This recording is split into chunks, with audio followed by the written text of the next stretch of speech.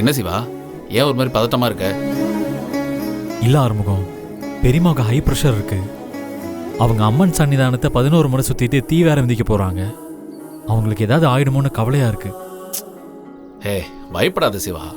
அம்மா என்ன புதுசாக தீ மிதிக்கிறாங்க? அம்மனுக்கு வருஷம் தீ மிதிக்கிறது வழக்கம் தானே, ஒன்றும் ஆகாது, கவலைப்படாத. அன்னபூர்ணி, இன்னைக்கு நீ தீல விழுந்து பொசுங்க போற.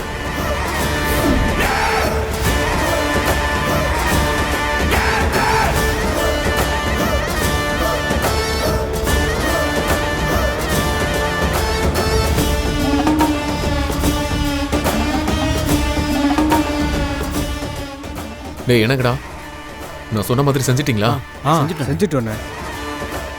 அண்ணே, அன்னபூர்ணி கரெக்டாக 13வது அடி எடுத்து வைக்கிறப்போ அவங்க நான் வெட்டி வச்ச பள்ளத்தில் கால் தடு மாதிரி விழுந்துருவாங்கண்ணே.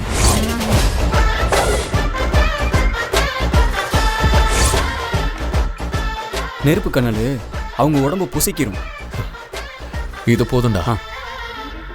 சரி, வேலையை பாருங்க. சரிங்க.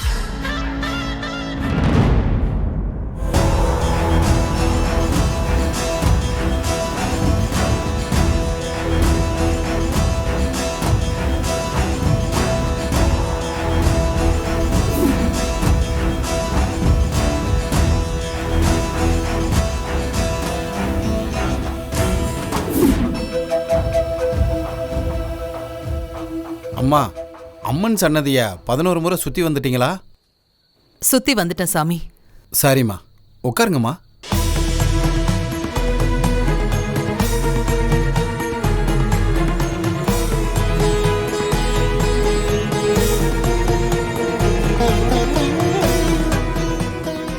பெரியம்மா,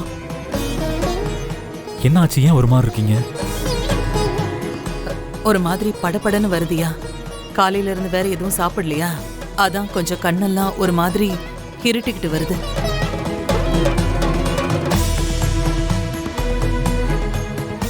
பெரியம்மா, நான் சொல்றேன், தப்பா நினைச்சுக்காதீங்க. உங்க உடம்பு இருக்கிற கண்டிஷன்ல விரதம் இருந்து தீ மிதிக்கிறது எனக்கு ஒன்றும் சரியா படல. உங்களுக்கு ஏதாவது ஆயிடுமோன்னு பயமா இருக்கு.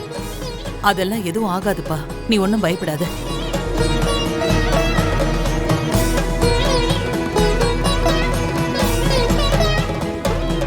அன்னபூர்ணியம்மா, உங்க வேண்டுதல் நல்லபடியா நிறைவேறணும்னு அம்பாளை வேண்டிக்கங்க.